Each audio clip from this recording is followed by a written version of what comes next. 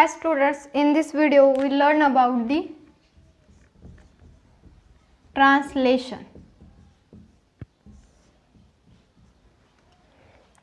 Generally आपण protein सिंथेसिसला सुरुवात केलेली होती आणि ज्याच्यामध्ये आपण ट्रान्सक्रिप्शन हा पार्ट पाहिलेला आहे, बरोबर आहे. ट्रान्सक्रिप्शन ज्याच्यामध्ये आपण काय पाहिलं तर डीएनए पासून mRNA फॉर्म होतो, याला आपण काय म्हणतो ट्रान्सक्रिप्शन. ओके, याच्यासाठीची ट्रान्सक्रिप्शनची डिटेल प्रोसेस आपण स्टडी केलेली आहे. आपल्याला ट्रान्सक्रिप्शन थ्रू मॅसेंजर RNA जो पर्टिक्युलर प्रोटीन सिंथेसिससाठीचा जो मॅसेज आहे तो mRNA आपल्याला भेटलेला आहे, बरोबर आहे. आपण मॅच्युरेशन ऑफ mRNA पाहिला, ज्याच्यामध्ये डीएनए पासून ज्यावेळेस जो काही कोडिंग पार्ट तयार होतो तो आहे HNRNA, हेटेरोजिनस न्यूक्लियर RNA. तो जो RNA आहे HNRNA, ज्याच्यामध्ये इंट्रॉन आणि एक्झॉन्स प्रेझेंट असतात, तर इंट्रॉन्सना काढून टाकून फक्त एक्झॉन्स पासून बनलेला mRNA आपण फॉर्म केलेला आहे. आता हा जो mRNA आहे तो कोडेड आहे आणि त्याच्यावरती प्रोटीन सिंथेसिसचा पर्टिक्युलर मॅसेज आहे, बरोबर आहे. म्हणून आपण त्याला काय म्हणतो मॅसेंजर RNA. आणि हा आपल्याला कशापासून भेटला ट्रान्सक्रिप्शन पासून. आता याच्यानंतरची पुढली प्रोसेस आहे ट्रान्सलेशन. जनरली ट्रान्सलेशन आपण कशाला म्हणतो तर याच्यामध्ये mRNAचा हेल्प थ्रू आपण काय करतोय तर ट्रान्सलेशनमध्ये रायबोझोम्सवरती mRNA थ्रू एक particular tRNAच्या यूजनी amino ॲसिडची particular sequence form करतोय आणि ही जी पर्टिक्युलर सिक्वेन्स आहे त्याच्यापासून काय फॉर्म होणार आहे पॉलीपेप्टाइड, ज्याला आपण काय म्हणतो प्रोटीन. ओके, तर आता इथे लक्षात घ्या काय काय होतंय. mRNAचा यूज आणि रायबोझोमचा यूज आणि tRNAचा use. Okay, DNA is a adaptor molecule, आपण याबद्दल पण स्टडी केलेलं आहे, ज्याच्यामध्ये आपण काय सांगितलं की tRNA हा ॲडॅप्टर मॉलिक्यूल आहे. कशासाठी हे पण सांगितलं, ज्याच्यावरती पर्टिक्युलर जो अँटीकोडॉन लूप प्रेझेंट आहे, ज्याच्यावरती अँटीकोडॉन असतो आणि पर्टिक्युलर अमायनो ॲसिड्स हे 3' वरती प्रेझेंट असतात. ओके, म्हणून त्याला आपण काय म्हणतो ॲडॅप्टर मॉलिक्यूल म्हणतो. तर tRNAचा यूज करून mRNA वरती जे काही कोड्स आहेत त्याच्या थ्रू अमायनो ॲसिडची एक पर्टिक्युलर सिक्वेन्स तयार करतो. जी काही सिक्वेन्स फॉर्म होते ती आहे पॉलीपेप्टाइड आणि ज्याला आपण काय म्हणतो प्रोटीन. आणि हा जो प्रोटीन आहे तो कसा फॉर्म होतो तर ट्रान्सलेशन कंप्लीट झाल्याच्या नंतर. आता पर्टिक्युलरली ट्रान्सलेशन काय आहे, ट्रान्सलेशनसाठी आपल्याला काय काय लागतं ते आपण पाहणार. तर सर्वात पहिल्यांदा आपण रिक्वायरमेंट्स पाहू. ट्रान्सलेशनसाठी रिक्वायरमेंट्स काय काय आहेत. ओके, आणि त्याच्यानंतर मग ट्रान्सलेशनचं मेकॅनिझम पाहू. तर सर्वात पहिल्यांदा ट्रान्सलेशनसाठी आपल्याला प्रोटीन सिंथेसिससाठी काय काय लागतं. अमायनो ॲसिड्स लागतात, बरोबर आहे, कारण की प्रोटीन जो आहे तो longest chain of amino acid आहे, म्हणजे अमायनो ॲसिड लागतो. त्याचबरोबर tRNA लागतो, कारण की tRNA थ्रूच कोड काय केले जातात रीड केले जातात आणि ते रीड केल्याच्या नंतर त्याचा अँटीकोडॉन त्याच्यासोबत मॅच होतो आणि आपल्याला अमायनो ॲसिड भेटतो. mRNA लागतो, जो की आपण ट्रान्सक्रिप्शनमध्ये ऑलरेडी घेतलेला आहे, कसा फॉर्म होतो ते पण स्टडी केलेलं आहे. mRNA वरतीच कोडॉन्स आहेत, म्हणजेच मॅसेज आहे प्रोटीन सिंथेसिसचा, त्याच्यामुळे mRNA लागेल. त्याच्यानंतर रायबोझोम, रॉ मटेरियल ऑलरेडी आहे आणि फॅक्टरीज नसेल तर काय होईल तर रायबोझोमला आपण काय म्हणतो प्रोटीन फॅक्टरी म्हणतो, बरोबर आहे. म्हणून आपल्याला रायबोझोमची सुद्धा गरज आहे, जिथे काय होणार आहे प्रोटीन सिंथेसिस होणार आहे. त्याच्यानंतर ATP, जे काही अमायनो ॲसिड्स आहेत त्यांना ॲक्टिवेट करण्यासाठी आपल्याला गरज कशाची आहे ATPची आहे. त्याच्यानंतर मॅग्नेशियम आयन्स, जे काही रायबोझोम्स आहेत सायटोप्लाझममध्ये आपल्याला माहीत आहे सबयुनिट्स असतात, larger and smaller subunit. Okay, जो काही लार्जर आणि स्मॉलर सबयुनिट आहे याच्यामध्ये जर पाहिलं तर रायबोझोम्सचे जे स्मॉलर आणि लार्जर सबयुनिट आहेत त्यांना जॉईंट्स करण्यासाठी आपल्याला मॅग्नेशियम आयन्सची गरज आहे. त्याच्यानंतर आपल्याला एन्झाईम्सची गरज आहे. या एन्झाईम्स थ्रूच आपण सर्वात पहिल्यांदा इनिशिएशन करू शकतो आणि जो काही ॲक्टिवेशन आहे अमायनो ॲसिडचं, त्याच्या यूजसाठी सुद्धा आपल्याला काय लागणार आहे, एन्झाईम्स लागणार आहे. त्याच्यानंतर इलॉंगेशन.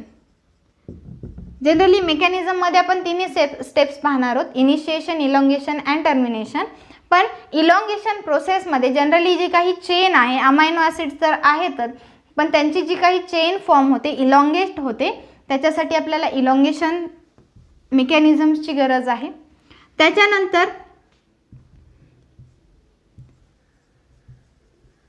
Release factor. ज्यावेळेस जो काही पर्टिक्युलर सिक्वेन्स आहे तो कंप्लीट होतो आणि mRNAवरती स्टॉप कोडॉन आल्याच्या नंतर तिथे पार्ट एंड होऊन तिथून प्रोटीन सिंथेसिस कंप्लीट होऊन जो काही mRNA आहे तो रिलीज होईल, प्रोटीन्स जे आहे तो रिलीज होईल. याच्यासाठी आपल्याला काय लागणार आहे, रिलीज फॅक्टर्स. आपल्याला जे काही रिक्वायरमेंट्स आहेत ते माहीत झाले. या सगळ्यांचा यूज करून आपण ट्रान्सलेशन प्रोसेस जी आहे ती कंप्लीट करू शकतो, ज्याच्या थ्रू प्रोटीन सिंथेसिस होऊ शकतं. पण याच्यामध्ये एक मेन पार्ट आहे, जे काही अमायनो ॲसिड्स आहेत ते प्रेझेंट आहेत, पण त्यांना ॲक्टिवेट करणं खूप गरजेचं आहे. तर सर्वात पहिल्यांदा आपण एक मेथड आहे activation of amino acid. Okay, तर आपण अमायनो ॲसिडला ॲक्टिवेट करणार आहोत. जनरली अमायनो ॲसिड हे कुठे आहेत, सायटोप्लाझममध्ये आहेत. तर अमायनो ॲसिडला ॲक्टिवेट करण्यासाठी आपल्याला कशाची गरज आहे, ATPची गरज आहे. आणि ATP सोबतच आपल्याला एन्झाईमची गरज आहे. आणि तो एन्झाईम कोणता आहे, अमायनो असाइल सिंथेटेज. कोणता आहे, अमायनो असाइल सिंथेटेज. हा एन्झाईम ज्याला मी ई लिहिते. ओके, तर इथे काय काय मिक्स झाले, एक enzyme amino acyl synthetase for the activation of amino acid and ATP is energy is required for the activation of amino acid. Then म्हणजे अमायनो ॲसिड, एनर्जी आणि एन्झाईम यांच्या थ्रू काय फॉर्म होतो, amino acyl adenine monophosphate plus enzyme complex. Enzyme complex, amino acid, okay, enzyme आणि AMP adenine monophosphate याच्या through जे काही amino acids आहेत ते काय झाले, ॲक्टिव्ह फॉर्ममध्ये आले. ओके, आता हा जो ॲक्टिव्ह फॉर्ममधला अमायनो ॲसिड आहे तो कोणासोबत कॉन्टॅक्ट करतो, tRNA सोबत. कोणासोबत, tRNA सोबत. आणि हा जो कॉम्प्लेक्स आहे अमायनो असाइल कॉम्प्लेक्स, जनरली आपल्याला tRNA स्ट्रक्चर माहीत आहे, कव्हर लिप मॉडेल, बरोबर आहे, 5 arm and 3 arm, 3 prime and 5 prime. तर जनरली हा आहे अँटीकोडॉन लूप. ओके, आणि हा आहे अमायनो असाइल बाइंडिंग साइट. तर इथे जो आहे हा कॉम्प्लेक्स येऊन अटॅच होतो आणि हे अटॅच झाल्याच्या नंतर आपल्याला काय भेटतो, amino acyl activated form complex plus tRNA. म्हणजे या tRNA वरती हा ॲक्टिवेटेड फॉर्ममधला अमायनो ॲसिड हा अटॅच होतो. आता हा जो मेन पार्ट आहे तो मेकॅनिझमसाठी खूप महत्त्वाचा आहे. त्याच्यासाठी अगोदर tRNA काय आहेत, रायबोझोम काय आहे हे पाहून घेऊ आणि मेकॅनिझमला सुरुवात करू. तर सर्वात पहिल्यांदा सायटोप्लाझममध्ये जेवढे काही अमायनो ॲसिड्स आहेत ते ॲक्टिवेट करावे लागतात, बरोबर आहे. ते ॲक्टिवेट करण्यासाठी गरज कशाची आहे, ATPची आहे, एन्झाईमची आहे. एन्झाईम कोणता, अमायनो असाइल सिंथेटेज. या एन्झाईमचा यूज करून जे काही अमायनो ॲसिड्स आहेत त्यांना आपण काय करतो, कॉम्प्लेक्स फॉर्म करतो. आणि हे ॲक्टिवेटेड फॉर्ममधले अमायनो असाइल म्हणजे अमायनो ॲसिड्स जे आहेत ते tRNAला येऊन बाइंड्स होतात, ज्या की अमायनो असाइल बाइंडिंग साईड जी आहे ती 3 प्राइम तिथे येऊन ते अटॅच होतात. म्हणजे हा पर्टिक्युलर tRNA आता बाइंडिंग साईटसाठी कॅपेबल आहे आणि त्याचबरोबर प्रोटीन सिंथेसिससाठी तो सुद्धा रेडी आहे. ओके, आता tRNA आपल्याला समजला. आता आपल्याला मेन जो महत्त्वाचा आहे तो रायबोझोम. जनरली आपण 11th मध्ये रायबोझोम स्ट्रक्चर बघितलेला आहे. सेल स्ट्रक्चर अँड ऑर्गनायझेशन मध्ये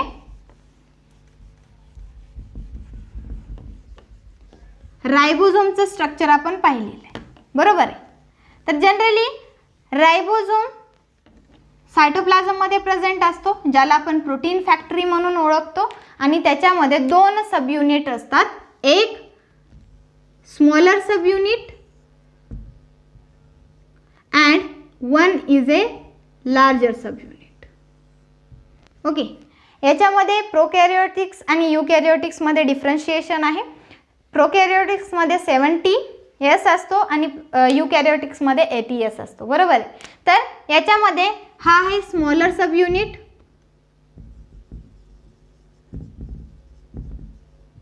आणि हा आहे larger sub unit.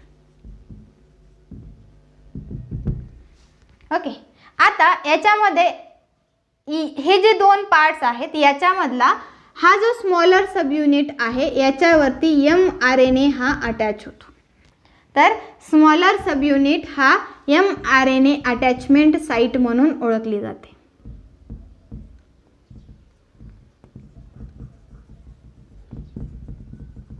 Attachment site for the mRNA. तर स्मॉलर सब युनिट वरती mRNA हा अटॅच होतो आणि लार्जर सब युनिट जो आहे याच्यावरती tRNA अटॅचमेंट साइट आहे, पण याच्यासाठी पर्टिक्युलर 3 साइट फॉर्मेशन्स असतात. किती? 3 साइट्स असतात. 1, 2 and 3. 1 A, P and E. आता हे A, P, E साइट्स काय आहेत? तर A site for the site ज्याला आपण काय म्हणतो? Amino acyl site. काय म्हणतो आपण? Amino acyl site. जिथे जे काही अमायनो ॲसिड्स आहेत त्यांना काय केलं जातं? रिसीव केलं जातं. काय केलं जातं? रिसीव केलं जातं. ओके, सेकंड आहे पी साइट,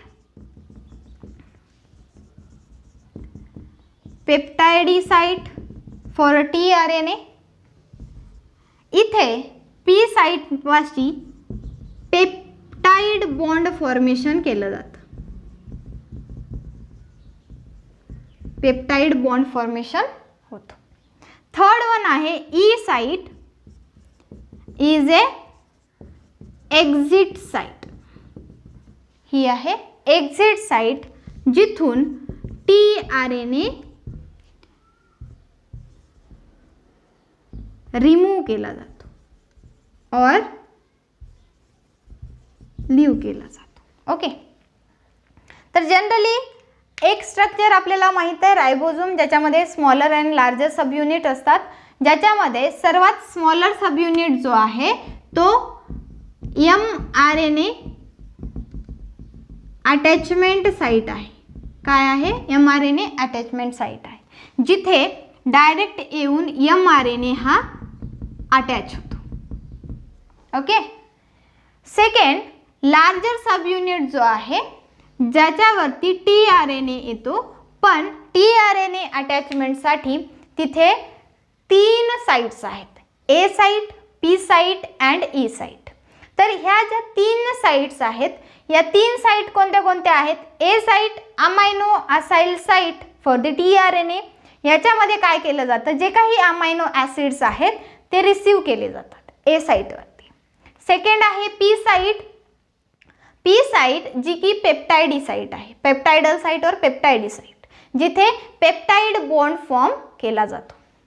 थर्ड वन आहे ई साइट, एक्झिट साइट, ज्याच्यामध्ये tRNA हा लीव केला जातो, रिमूव्ह केला जातो. ओके, 3 साइट लक्षात आला. आता जनरल सायटोप्लाझम मध्ये ह्या ज्या 2 सब युनिट्स आहेत हे फ्रीली असतात, पण ज्या वेळेस mRNA अटॅच होतो स्मॉलर सब युनिटवरती त्यावेळेस हा जो पार्ट आहे तो लार्जर सब युनिट त्याच्यावरती अटॅच व्हायला पाहिजे. तर या दोन्हीच्या अटॅचमेंटसाठी आपल्याला कशाची गरज आहे? मॅग्नेशियम आयॉन्सची गरज आहे. आणि मॅग्नेशियम आयॉन्स थ्रू काय केलं जातं? त्या दोन्हीची जॉईनिंग होते. तर स्मॉलर सब युनिट ज्याच्यावरती mRNA अटॅच आहे आणि त्याच्यावरती magnesium ions through larger sub unit हा अटॅच होतो.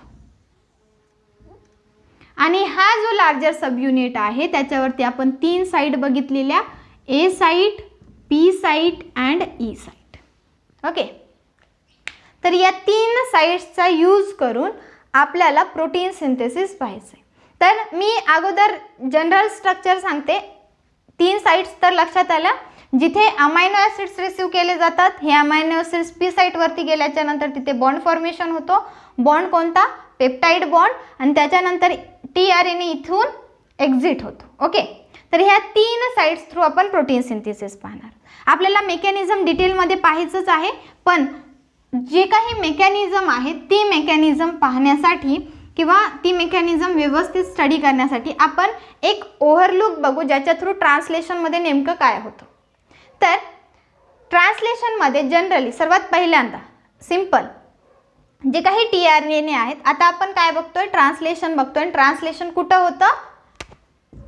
सायटोप्लाझममध्ये, बरोबर आहे. ओके, आता एक ओव्हरलुक पाहू.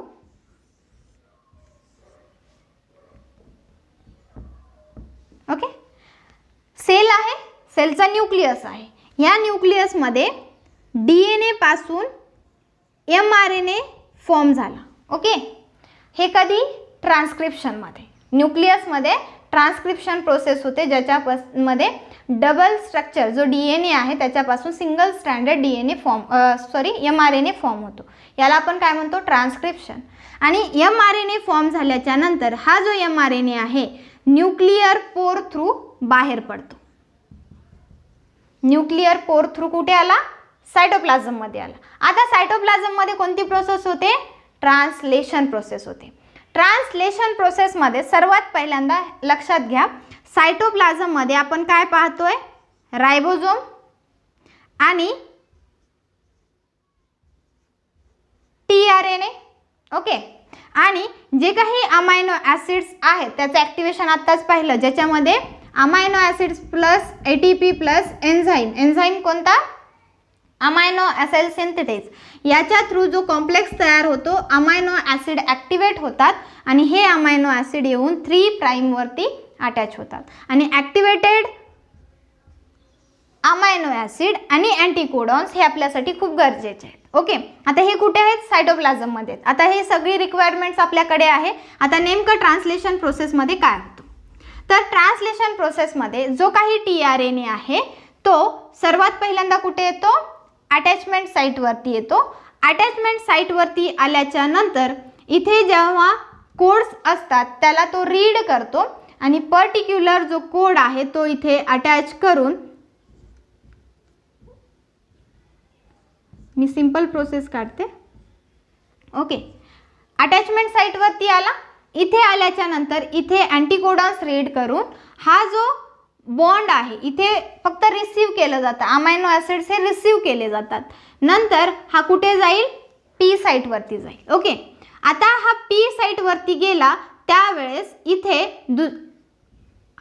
इथे समजू आपण 1 पहिला अमायनो ॲसिड हा रिसीव केला. पहिला अमायनो ॲसिड हा P वरती आला, म्हणजे इथे फर्स्ट आला. म्हणजे दुसरा जो इथे होता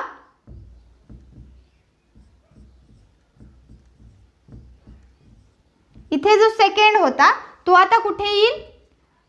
एम्प्टी स्पेस आहे A साईटवरती, तो इथे येईल. म्हणजे इथे कोणता येईल? आता सेकंड आला, म्हणजे सायटोप्लाझममध्ये तिसरा असणार आहे. ओके, तर A जेव्हा इथे आला त्यावेळेस जो काही अमायनो ॲसिड आहे तो इथेच राहतो आणि tRNA एक्झिट साईटवरती जातो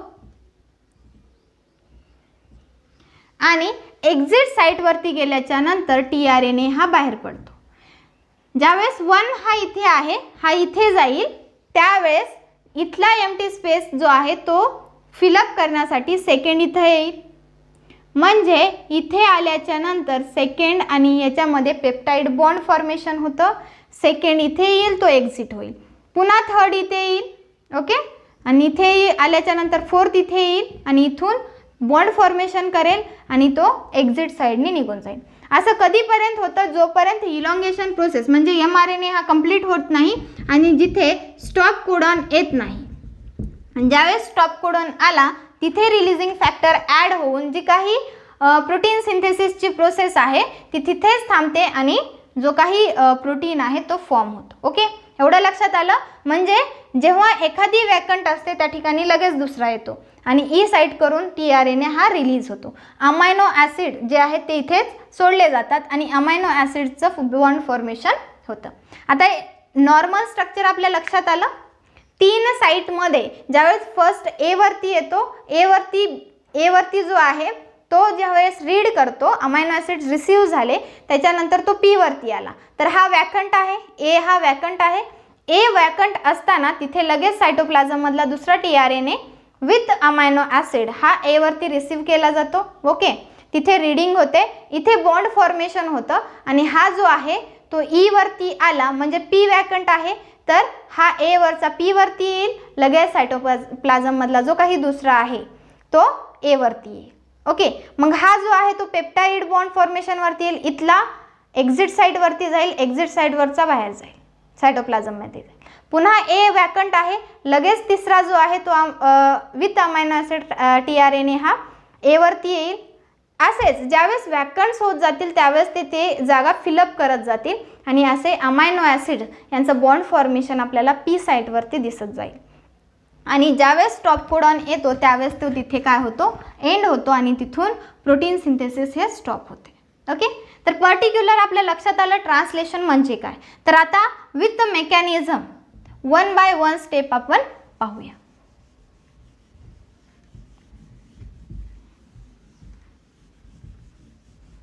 आता सर्वात पहिल्यांदा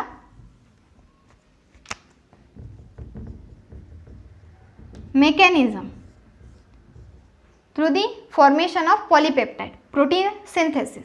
तर मेकॅनिझममध्ये सर्वात पहिल्यांदा लक्षात घ्या 3 स्टेप्स आहेत. एक first initiation, second elongation and third one is a termination.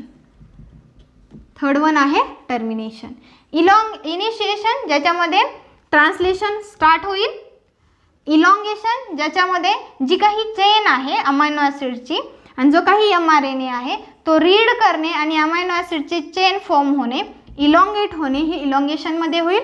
आणि टर्मिनेशन जिथे टर्मिनेट होईल और स्टॉप होईल. ओके, तर आपण सर्वात पहिल्यांदा पाहणार आहोत initiation, first step of the mechanism in protein synthesis in translation. Okay, what is mean by initiation. Generally इनिशिएशनमध्ये काय होतं तर एक न्यूक्लिअर पोर्समधून mRNA सायटोप्लाझममध्ये आला आणि smaller subunit and larger subunit हे आपल्याला सायटोप्लाझममध्ये रायबोझोम्सचे भेटतात.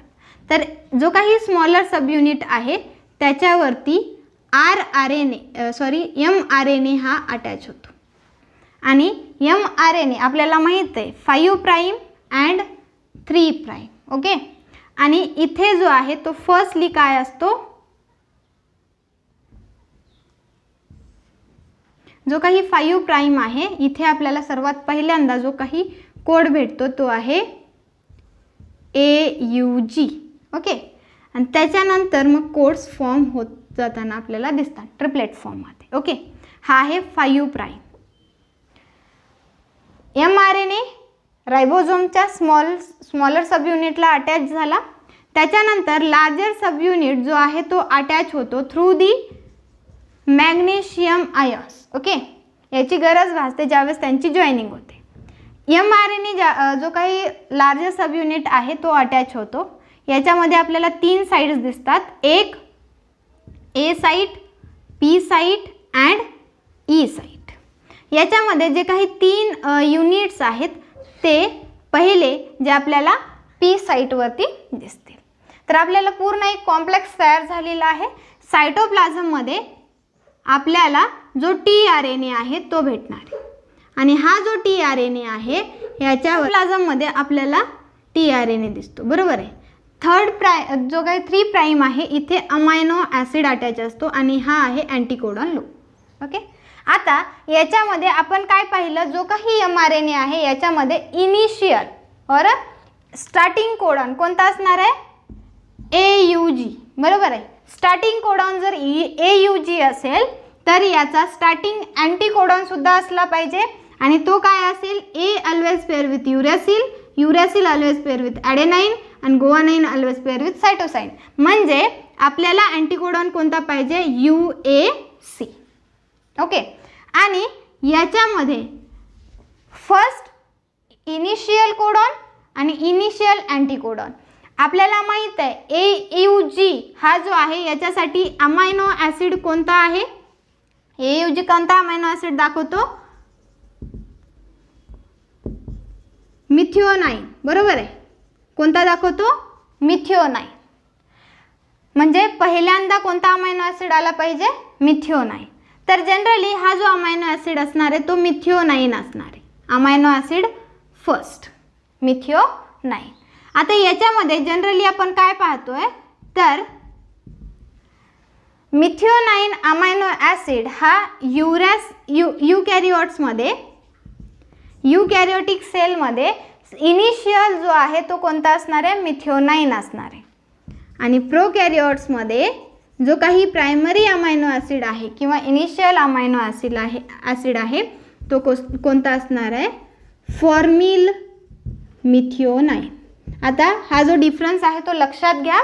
तर ट्रान्सलेशनमध्ये ज्यावेळेस ट्रान्सलेशन प्रोसेस होते त्यावेळेस युकॅरियोटिक सेलमध्ये जर प्रोटीन सिंथेसिसमध्ये ट्रान्सलेशन होत असेल तर मिथिओनाइन हा इनिशियल अमायनो ॲसिड असणार आहे आणि प्रोकॅरियोट्समध्ये फॉर्मिल मिथिओनाइन असणार आहे. ओके, तर आपण युकॅरियोट्समध्ये पाहतोय तर सर्वात पहिल्यांदा कोणता येईल, मिथिओनाइन. आता इथे लक्षात घ्या, आपण काय म्हणलं होतं, ए साईट जे आहे याच्यावरती सर्वात पहिल्यांदा जो आहे इनिशियल जो काही अमायनो ॲसिड आहे तो ए वरती येतो असं सांगितलं होतं. अमायनो ॲसिड रिसीव्ह कुठे केले जातात, ए साईटवरती केले जातात. पण एक जो पॉईंट आहे तो मात्र लक्षात घ्या, तो फर्स्ट इनिशियल कोडॉन अँटीकोडॉनचा tRNA आहे तो सर्वात पहिल्यांदा पी साईटवरती येतो. कुठे येतो, पी साईटवरती येतो. तर सर्वात पहिल्यांदा हा जो आहे तो कुठे येईल, पी साईटवरती येईल.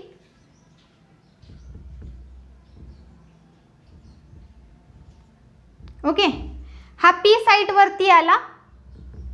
पी साईटवरती आल्याच्या नंतर इथे आपल्याला काय दिसतं, ए साईट ही वॅकंट आहे. ए साईट ही वॅकंट आहे. तर ए साईटवरती सायटोप्लाझममधला दुसरा tRNA इथे येतो. म्हणजे हा आहे 1, तर इथे 2 अमायनो ॲसिड फॉर्म करणारा येईल. फर्स्ट पी वरती आला, मिथिओनाइन जो आहे तो पी वरती आला आणि दुसरा जो सायटोप्लाझम मधला आहे तो इथे आला. ओके, आता ही जी प्रोसेस आहे ती कोणती आहे, इनिशिएशन. ही कोणती आहे, इनिशिएशन. ओके, इनिशिएशन मध्ये काय काय झालं, mRNA हा स्मॉलर सब युनिटला अटॅच झाला. लार्जर सब युनिट हा 3 साईटनी फॉर्म आहे जिथे tRNA अटॅच होणार आहे. हे जे स्ट्रक्चर आहे हे इनिशिएशन या मेकॅनिझममध्ये फर्स्ट स्टेपमध्ये होतो. आता सेकंड स्टेप जी आहे ती आहे इलॉंगेशन. कोणती आहे, इलॉंगेशन. आता इलॉंगेशनबद्दल आपण माहिती घेणार आहोत. तर फर्स्ट कळाली, पी साईटवरती एक tRNA आहे जो की मिथिओनाइन अमायनो ॲसिड दाखवतो आणि सेकंड सुद्धा इथे आलेला आहे. तर आता समजा UUC, CCA या टाईपचे आपल्याकडे आहेत. ओके, आता हे जे फॉर्मेशन आहे, आता इथे काय होतं ते पुढे बघू. तर याच्यामध्ये mRNA स्मॉलर सब युनिटला अटॅच आहे. ओके, इथे याच्यावरती आपण लार्जर सब युनिट अटॅच केलेला आहे. याच्यामध्ये P आणि A आहे, A, P आणि E साईट आहे. सर्वात पहिला जो होता कुठे आहे, P साईटवरती आहे. जो P साईटवरती आहे तो जो काही फर्स्ट अमायनो ॲसिड आहे तो इथे लोकेट करून AUG वरती पाहून तो पुढे जातो. म्हणजे अमायनो ॲसिड इथे राहिला आणि tRNA जो आहे तो इथे आला. कुठे आला? E साईटवरती आला. ओके. आता P वॅकंट आहे तर इथे दुसरा अमायनो ॲसिड होता, बरोबर आहे, tRNA होता. आता हा जो tRNA आहे तो कुठे येईल?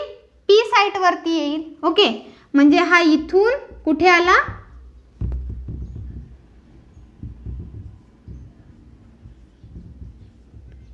इथे आला. Second second tRNA. फर्स्ट आणि सेकंड दोन अमायनो ॲसिड आले आणि जो काही P साईट आहे इथे मात्र बॉन्ड फॉर्मेशन होतं, पेप्टाइड बॉन्ड फॉर्म होतो. आणि जो काही सायटोप्लाझम मधला जो थर्ड tRNA आहे तो सायटोप्लाझम मध्ये आहे, तो A हा वॅकंट आहे तर तो इथे येईल. ओके. हा जेव्हा इथे आला तेव्हा काय होईल? आपल्याला काय स्ट्रक्चर दिसतं? स्मॉलर सबयुनिट, लार्जर सबयुनिट आणि हा mRNA. ओके. तर इथे आपण पाहिलं E साईटवरचा बाहेर जाईल, हा इथे आला, बरोबर आहे, थर्ड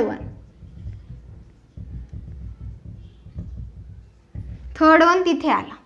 E मधला एक्झिट होईल.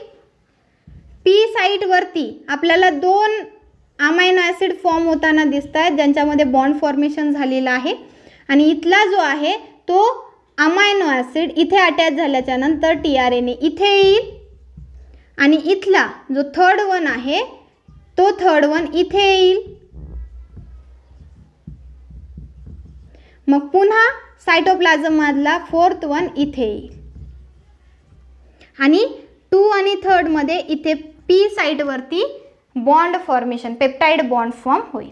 म्हणजेच असेच रिपीटेड प्रोसेस होत जातील ज्याच्यामध्ये आपल्याला सांगता येईल की इलॉंगेशनमध्ये काय होतं, तर जे काही सायटोप्लाझम मधले activated amino acid tRNA complex आहेत ते सर्वात पहिल्यांदा A साईटवरती येतील. A साईटवर आल्याच्या नंतर E साईटवरचा एक्झिस्ट होईल आणि P साईटवरचा अमायनो ॲसिड तिथेच ठेवून E वरती येईल. मग P वॅकंट होईल तर A वरचा P वरती येईल. P वर जो आहे तिथे बॉन्ड फॉर्मेशन होईल, सायटोप्लाझम मधला A वरती येईल. E वरचा एक्झिस्ट होईल. P मध्ये जो काही अमायनो ॲसिड आहे तो तिथेच ठेवून तो E वरती येईल आणि A वरचा P वरती येईल. पुन्हा सायटोप्लाझम मधला A वरती येईल. म्हणजे रिपीटेड प्रोसेस. प्रत्येक वेळेस ज्यावेळेस पुढचं वॅकंट होत जाईल, म्हणजे पुढचा एक पार्ट वॅकंट होईल, त्यावेळेस त्या साईटवरती दुसरा tRNA येतो. तर अशा प्रकारे तिथे एक लॉंग चेन फॉर्मेशन होते. तर इलॉंगेशन प्रोसेसमध्ये सुद्धा आपण 3 स्टेप्स पाहतो. एक, first one is a codon recognisation. Codon recognisation ज्याच्यामध्ये काय होतं तर A साईटवरती येऊन जे काही कोडॉन्स आहेत त्याला रिकग्नाइज केलं जातं, त्याचा अँटीकोडॉन तिथं येतो विथ अमायनो ॲसिड. ओके. एक झाला. त्याच्यानंतर सेकंड, जो काही इनिशियल tRNA आहे, म्हणजे A साईटवरचा जो tRNA आहे तो P साईटवरती शिफ्ट होईल. A साईटवरचा tRNA P साईटवरती शिफ्ट होईल, म्हणजे A वॅकंट राहील. पुन्हा सायटोप्लाझम मधला A वरती येईल. जेव्हा tRNAचं फॉर्मेशनमध्ये डायपेप्टाइड फॉर्म होईल. डायपेप्टाइड म्हणजे एक P साईटवरती आणि एक A साईटवरती. ओके. 2 अमायनो ॲसिड्स आहेत. ओके. तर डायपेप्टाइड ज्यावेळेस फॉर्म होतो त्यावेळेस थर्ड स्टेप जी आहे ती आहे ट्रान्सलोकेशन.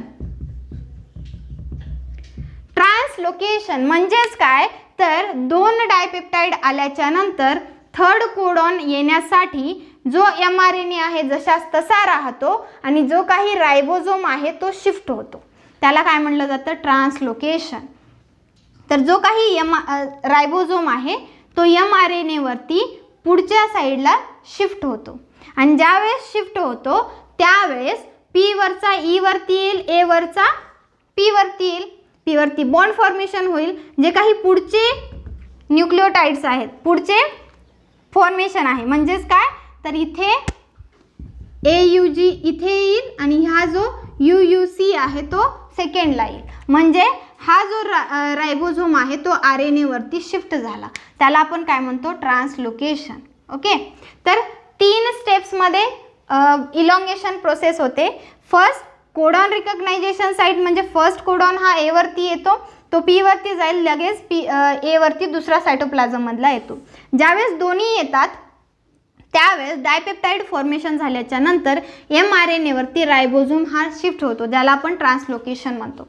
आणि ज्यावेळेस तो ट्रान्सलोकेट होतो म्हणजे दुसरा कोड हा ए वरती येईल, त्यावेळेसचा पी वरचा ई वरती जाईल, ए वरचा पी वरती येईल. मग ए हा वॅकंट राहील आणि ज्यावेळेस ए हा वॅकंट राहील त्यावेळेस तिथे सायटोप्लाझममधला दुसरा tRNA येऊन अटॅच होतो. टी मधून जो काही अमायनो ॲसिड इथे सोडलेला tRNA आहे तो सायटोप्लाझममध्ये फ्री होतो एक्झिट साईडनी, तेव्हा पुन्हा पी मधला ई वरती येतो, ए वरचा पी वरती येतो, पुन्हा सायटोप्लाझम मधला ए वरती येतो. ओके, कळतंय. तर अशा रिपीटेड प्रोसेस थ्रू आपल्याला जो मेन पार्ट आहे इलॉंगेशन, याच्यामध्ये एक चेन ऑफ इलॉंगेशन होतं. म्हणजे काय तर हा जो mRNA आहे याच्यावरती जर समजा आपण असे किती 5 पर्यंत चेन फॉर्म केलेली. ओके, म्हणजे 1 2 3 4 and 5. सॉरी, अगोदर मी हे काढून घेते. हा शिफ्टेड झालेला आहे. आता रायबोझोम जो आहे 5 प्राईमपासून कमीत कमी 5 अमायनो ॲसिड फॉर्म करून तो इथे आलेला आहे. ओके, स्मॉलर सब युनिट आणि हा लार्जर सब युनिट. ओके, तर ए पी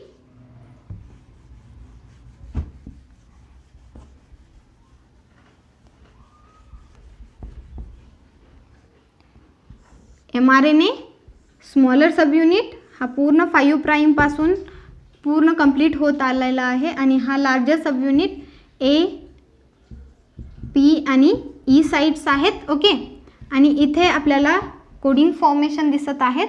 आणि जो काही लास्ट वन आहे आपण इथे चेन फॉर्मेशन केलेली आहे.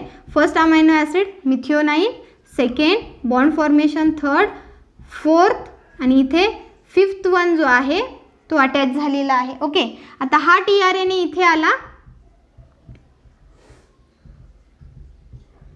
ओके, एक्झिट साईडला आला. पी साईडला 5th वनचा आहे तो इथे येईल. तर आता ए साईटवरती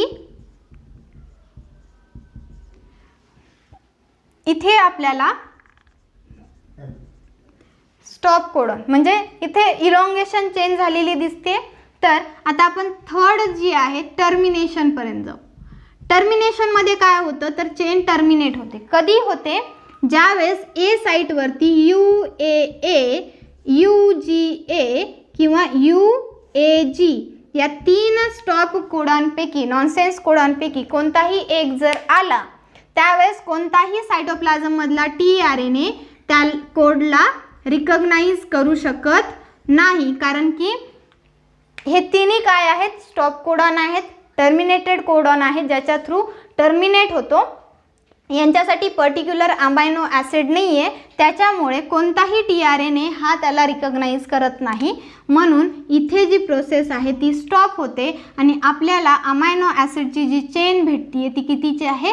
6ची आहे. म्हणजे एक प्रोटीनची चेन आपल्याला एवढी भेटते. तर टर्मिनेट झाल्याच्या नंतर, तिथे स्टॉप झाल्याच्या नंतर, आता टर्मिनेशन प्रोसेसपर्यंत त्याच्या पुढचं मी सांगतेच. तर सर्वात पहिल्यांदा अगोदर लक्षात घ्या ट्रान्सलेशन प्रोसेस काय आहे. ट्रान्सलेशन प्रोसेसमध्ये 3 स्टेप्स मेकॅनिझम स्टडी करतो: इनिशिएशन, इलॉंगेशन अँड टर्मिनेशन.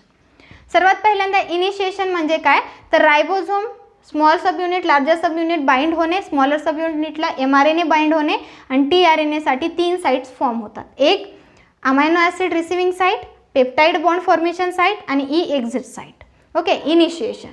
त्याच्यानंतर जो काही बॉन्ड फॉर्मेशन होतो त्याच्यासाठी कॅटालाइज करणारा एन्झाईम आहे रायबोझाइम्स. ओके, शिफ्टिंग झाली, ज्याच्यामध्ये बॉन्ड फॉर्मेशनसाठी कॅटलाइज करण्यासाठी रायबोझाईम हा एन्झाईम आहे. त्याच्यानंतर सेकंड प्रोसेस आहे इलॉंगेशन.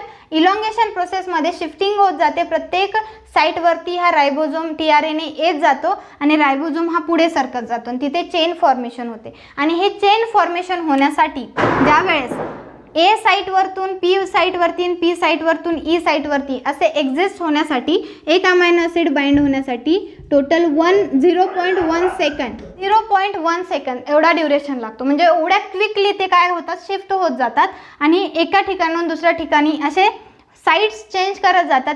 त्याच्यासाठी ड्युरेशन किती लागतो, 0.1 सेकंड. त्या ड्युरेशनमध्ये इलॉंगेशन प्रोसेस ही होत जाते आणि ज्यावेळेस स्टॉप कोडॉन हा पर्टिक्युलर साईटला येतो, तिथून जी काही प्रोटीन सिंथेसिस आहे थर्ड वन टर्मिनेशन ही प्रोसेसमध्ये तिथे स्टॉप होतो. ओके, तर इझी आहे, म्हणजे खूप असा ताण घेण्यासारखं नाही आहे. फक्त एवढं लक्षात ठेवा, जो फर्स्ट वरचा आहे ए वरचा P वरती येईल तेव्हा 1 वॅकंट राहील, तर त्या ठिकाणी तो दुसरा येईल सायटोप्लाझममधला. P वरचा E वरती जाईल म्हणजे ए वरचा P वरती जाईल, पुन्हा ए वॅकंट होईल, तेव्हा सायटोप्लाझममधला दुसरा इथे येऊन अटॅच होईल. तर अशा प्रकारे त्यांचं इलॉंगेशन होत जातं आणि जिथे स्टॉप कोडॉन्स येतील त्यावेळेस तो टर्मिनेट होतो. तर आपल्याला एक पॉलीपेप्टाइड चेन भेटली आणि इथे टर्मिनेशन प्रोसेस ही एंड होते. याच्यानंतर आपल्याला इथे काय काय दिसतंय, तर रायबोझोम आहे, mRNA आहे, TRNAs आहेत आणि काही mRNA हा ट्रान्सलेटेड आहे, काही mRNA हा नॉन ट्रान्सलेटेड आहे. ओके, तर आता ज्यावेळेस स्टॉप कोडॉन थ्रू तिथे टर्मिनेट झाल्याच्या नंतर जो काही रायबोझोम आहे तो रायबोझोम सायटोप्लाझममध्ये फ्री होतो. ओके, डिनेचर्ड होतो, फ्री होतो. त्याच्यानंतर जे काही TRNAs आहेत, TRNA सुद्धा सायटोप्लाझममध्ये फ्री होतात. ओके, आणि हा जो पॉलीपेप्टाइड चेन आहे 1 2 3 4 5 6 अँड सो ऑन. ओके, आणि इथे स्टॉप झाला पर्टिक्युलरली. ओके, तर अशी जी काही अमायनो ॲसिडची जी काही चेन आहे याला आपण काय म्हणतो, प्रोटीन. आणि हा जो प्रोटीन आहे तो सुद्धा सायटोप्लाझममध्ये काय होतो, फ्री होतो. आणि जो ट्रान्सलेटेड पर्टिक्युलर पार्ट आहे म्हणजे इतका जो mRNA आहे तो सुद्धा mRNA ट्रान्सलेटेड पार्ट हा सायटोप्लाझममध्ये फ्री होतो. पण काही पार्ट जो आहे mRNAचा हा आपल्याला इथे दिसतोय, तर हा ट्रान्सलेटेड आहे आणि हा अनट्रान्सलेटेड आहे. तर या पार्टला काय म्हटलं जातं, UTR, untranslated region. UTR means untranslated region आणि त्याला आपण काय म्हणतो, अनट्रान्सलेटेड रीजन ऑफ mRNA. आणि हा जो mRNA आहे, mRNA याच्यामध्ये ज्यावेळेस फ्री होतो लगेच त्याच्यावरती न्यूक्लिएज एन्झाईम, न्यूक्लिएज जो आहे तो अटॅक करतो आणि mRNA हा डिनेचर्ड होतो. म्हणजे mRNA हा शॉर्ट लाईव्ह आहे, त्याचं ड्युरेशन किती आहे, शॉर्ट आहे. तर एक लक्षात येतं, प्रोटीन जो आहे तो रिलीज झाला, रायबोझोम्स रिलीज झाले, TRNA रिलीज झाले, जो काही mRNA आहे तो शॉर्ट लाईव्ह आहे, न्यूक्लियस थ्रू ते काय केले जातात, डिनेचर्ड होतात. तर याच्यामध्ये ट्रान्सलेटेड पार्ट आणि अनट्रान्सलेटेड पार्ट, ओके, असे दोन आहेत. आणि जो काही पार्ट आहे याच्यामध्ये सगळे जे प्रोटीन आहे, रायबोझोम आहे, TRNA आहे, हे सायटोप्लाझममध्ये फ्री होऊन जातात आणि mRNA हा डिनेचर्ड होतो आणि आपल्याला हा पर्टिक्युलर प्रोटीन भेटतो. प्रत्येक सेलमध्ये सगळ्याच प्रकारचे प्रोटीन्स हे फॉर्म केले जातात by the using of 20 different types of amino acid. आपल्याला माहीत आहे. ओके, तर प्रोटीन सिंथेसिस ज्याच्यामध्ये ट्रान्सक्रिप्शन आणि ट्रान्सलेशन ही प्रोसेस बघितली आणि ट्रान्सलोकेशन तुमच्या लक्षात आलंच असेल. mRNA हा जशाच तसा असतो, त्याच्यावरती रायबोझोम हा पर्टिक्युलर सिक्वेन्सनी कोडॉन्सनी पुढे सरकत जातो, त्याला आपण ट्रान्सलोकेशन म्हणतो. ओके, तर फर्स्ट ट्रान्सलेशन सायटोप्लाझममध्ये होतो, ज्याच्यामध्ये इनिशिएशन ज्याच्यामध्ये आपण अटॅचमेंट पाहिली, रायबोझोम अटॅच होतो, mRNA अटॅच होतो आणि tRNA हे येत जातात. सर्वात पहिल्यांदा मिथिओनाइन येतो युकॅरियोट्समध्ये आणि प्रोकॅरियोट्समध्ये फॉर्मिलिन मिथेनाइन येतो. ओके, इलॉंगेशन प्रोसेस ज्याच्यामध्ये आपण 3 बघितले. एक कोडॉन रिकग्नायझेशन, सर्वात पहिल्यांदा कोडॉन रिकग्नाइज केले जातात, त्याच्यानंतर एक एक शिफ्ट होतात ए वरून पी वरती, पी वरून ई वरती, पुन्हा वॅकंट असणारे ए वरती दुसरा सायटोप्लाझम मधला येतो, तो पुन्हा पी वरती येईल, ए वॅकंट राहील, पुन्हा सायटोप्लाझम मधला मध्ये येतो. तर ही जी शिफ्टिंग आहे याच्यासाठी 0.1 सेकंद एवढाच ड्युरेशन लागतो, एवढा फास्टली ते होतात. आणि टर्मिनेशन ज्यावेळेस इलॉंगेशन प्रोसेस कंप्लीट होते आणि mRNA वरती कोणताही एक स्टॉप कोडॉन जर आला तर त्याला रिकग्नाइज करण्यासाठी कोणताही अमायनो ॲसिड tRNA वरती नाही आहे, त्याच्यामुळे जो काही tRNA आहे तो त्याला रीड करू शकत नाही किंवा रिकग्नाइज करू शकत नाही, त्यावेळेस तिथे ती प्रोसेस स्टॉप होते. याच्यामध्ये जो काही mRNA आहे, जो काही पार्ट आपल्याला दिसतोय तो अनट्रान्सक्रिप्टेड रिजन आहे आणि जे काही प्रोटीन आहे तो रिलीज होतो, रायबोझोम्स रिलीज होतात आणि जे काही tRNA आहे तो सुद्धा रिलीज होतो. जो mRNA आहे तो शॉर्ट लाईव्ह आहे, कारण की न्यूक्लियस थ्रू जे आहे त्याला डिनेचर्ड केलं जातं आणि म्हणून आपण mRNA शॉर्ट लाईव्ह असं म्हणतो. तर आजच्या व्हिडिओमध्ये आपण पूर्ण ट्रान्सलेशन प्रोसेस बघितलेली आहे, ज्याच्यामध्ये प्रोटीन सिंथेसिस कसं होतं हे कंप्लीट झालेलं आहे. तर पुढच्या पार्ट्समध्ये आपण या चॅप्टरचा पुढचा पार्ट